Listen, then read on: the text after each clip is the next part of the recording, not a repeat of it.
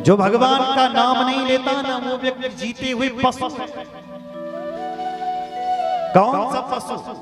4 पशुओं के नाम में लिखे हैं। स्वपिट बरा होस्ट खरे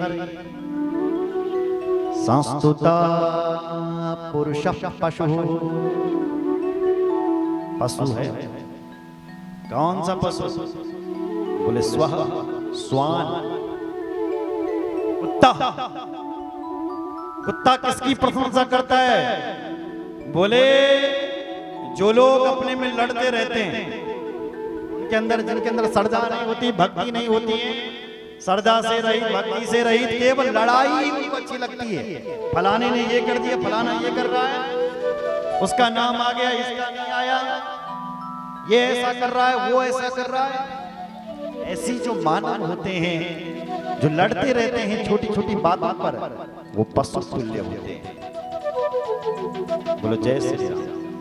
और पशु भी कौन सा? स्वान कुत्ता। कुत्ता नहीं होता एक वहां से भौंकता है कुत्ता, एक यहाँ से बोलता है। गांव का कुत्ता दिखा तुम्हारे गांव फुट वाला, एक तय गांव बेटन पास, एक ये गांव बेटन हल्ला कनो। ऐसी ही जो लोग अपने में ऐसी लड़ाई करते हैं वहां से और एक यहाँ से, बड़ा मैं बड़ा, कुत्ते के समान है। और ऐसे लोगों की प्रशंसा कुत्ता ही करता है। कुत्ता कहता है खानदानी भले ही अलग है, देख चाल हमारी जैसी। दूसरा स्वभिट वरह शुवर।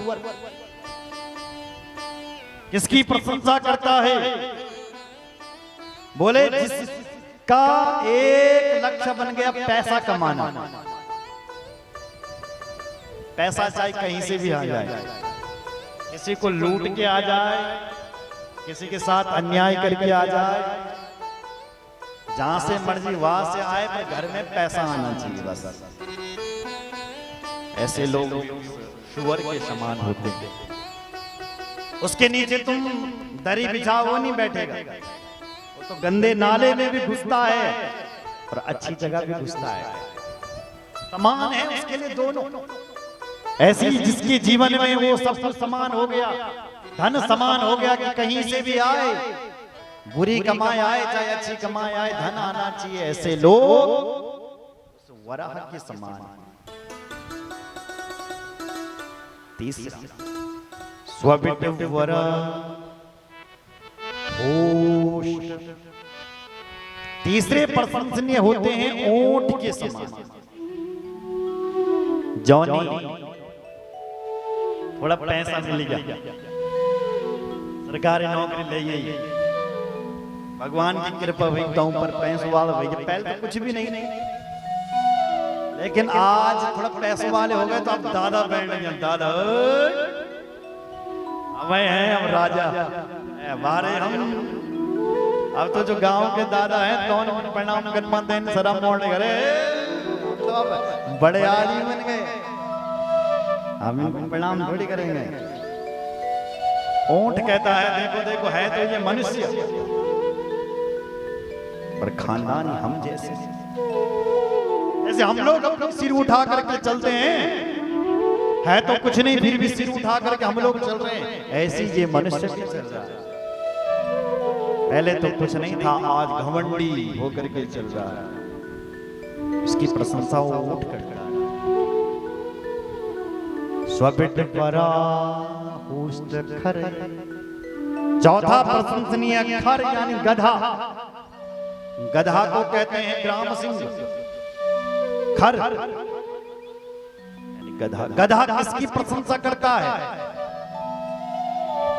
बोले जिस मानव ने एक संकल्प ले रखा है घर में रहना और घर वालों के लिए कमाना। जर्जरित काया हो गई, बुढ़िया हो गई, शरीर चल नहीं रहा है, फिर भी कहो बाबा जी भजन करो जरा, थोड़ा कथा कराओ जरा एक, तब कहता है नहीं नहीं नहीं मैं नहीं कराता, मेरे अभी नातिरू व्यू कन्या रही तीन टेंशन नहीं मान लगी। महाराज इसकी शादी हो जाती तो टेंशन ही खत्म था, तब तो मैंने कथा ही करवानी। बस घर वाला सोचने लगे बुढ़िया मन कदी पधारा, तब हम अपनी बेटी का ब्याह कर, इसका क्या भरोसा शादी के दिन ही लुढ़क जाए, कोई भरोसा नहीं। और वो सोच रहा है कि जब तक नातनी का ब्याह होते हुए नहीं देखूंगा तब तक मैं इस घर को छोड़ने वाला।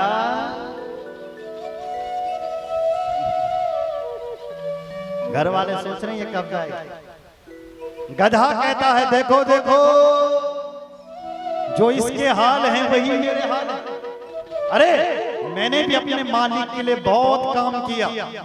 गधा कहता है ईंटें ढोए पत्थर ढोए बहुत काम किया, पर आज तक किसी भी गधा को कोई पुरस्कार नहीं मिला, कोई इनाम नहीं मिला।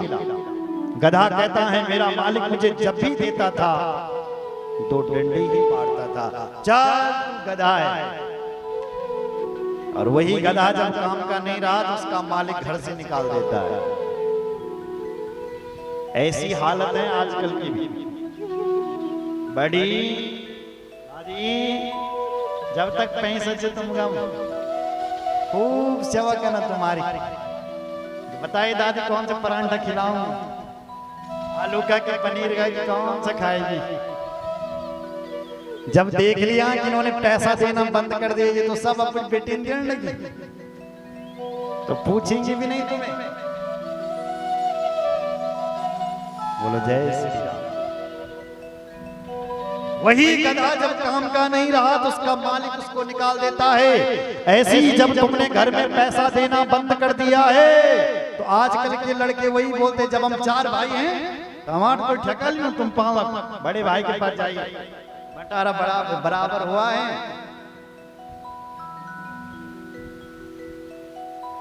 जाइए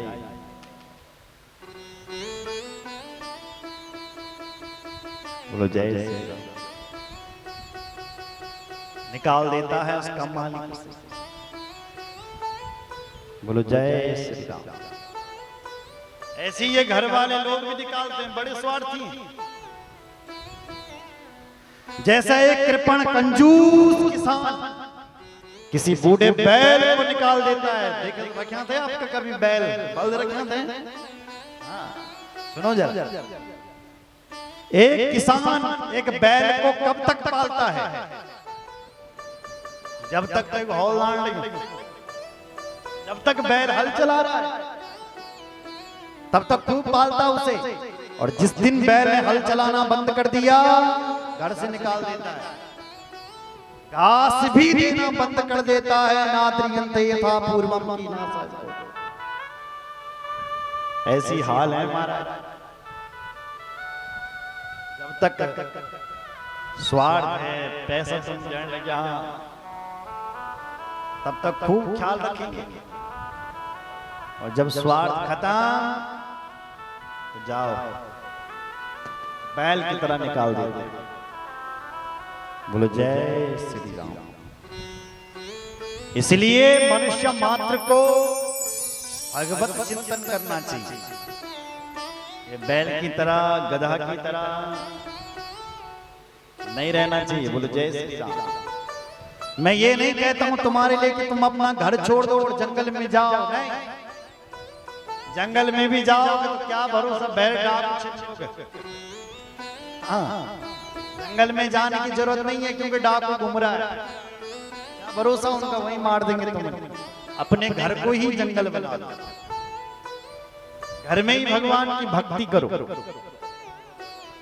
अगर तुम अपनी अवस्था में आ गए हो तब अपने इस जीवन का महत्व समझो कि हमें ये मनुष्य का शरीर क्यों मिला।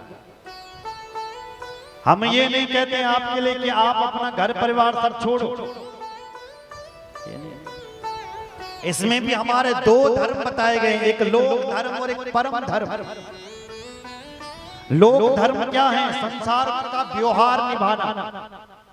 एक लोक धर्म है, जिन बच्चों को आपने जन्म दे रखा है उनका भी भरण पोषण करो। जिंदगी की सारी जिम्मेदारी को निभाते हुए एक परम धर्म भी है, उस परम धर्म की ओर बढ़ो। जय श्री राम। जैसे आप घर से चले होंगे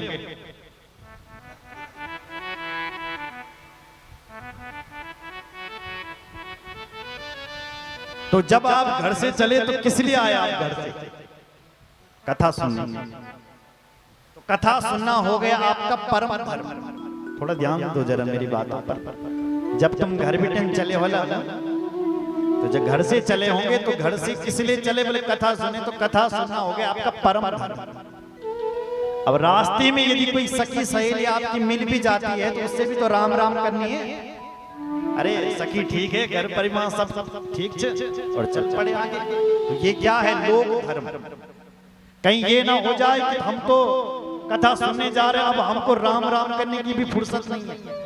अरे राम राम करने में कितना समय लगता है? राम राम करो और राजी खुशी पूछो और चलो।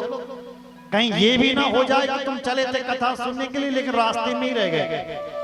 सखी ऐसी मिल गई कि उसने तुम्हें बातों में उलझा करके या कथा ही संपन्न हुई 4 बजे 5 बजे तक 6 बजे। ऐसा भी नहीं होना चाहिए। घर से चले हो, अगर कोई रास्ते में इष्ट मित्र मिल भी जाता है तो उससे भी राम राम करो, पर लक्ष्य क्या है? कथा सुनना, कथा में आना, क्योंकि घर से कथा सुनने के लिए चले हो। ऐसी ही आप उस परम मित्र से चले हो, आप भगवान के घर से आए हो। किसके लिए? बोले उस परम तत्व को जानने के लिए। मनुष्य का जो शरीर मिला हुआ है वो किस लिए मिला हुआ? बोले उस परम पिता, उस परमात्मा को जाने, उस तत्व को जानने के लिए। अब उस तत्व को जानना हमारा परम धर्म है। पर संसार में हम आए, संसार के धर्म को निभाना भी तो हमारा एक फर्ज है। संसार के धर्म को निभाओ, खूब बड़े प्रेम से रहो, अच्छे अच्छे घर बनाओ, अच्छे से रहो, खाओ पियो, और फिर उस परम लक्ष्य की ओर बढ़ो, फिर उस परम धर्म की ओर बढ़ो। बस यही परम धर्म इस कथा में सिखाया जाता है। यही परम धर्म की व्याख्या महादेव अपनी गौरी से कर रहे हैं, अपने सती जी से कर रहे हैं, और इसी चर्चा को महादेव अपने कैलाश में सुना रहे हैं। कैसी भक्ति करनी चाहिए? तब महादेव ने नवदा भक्ति का निरूपण किया। हे देवी, नवदा भक्ति करके श्रवणम कीर्तनम विष्णु स्मरणम पाद सेवनम, इस नव भक्ति से आप भगवान की भक्ति कर सकते हैं, तब जीवन का कल्याण होता है। बोलो जय।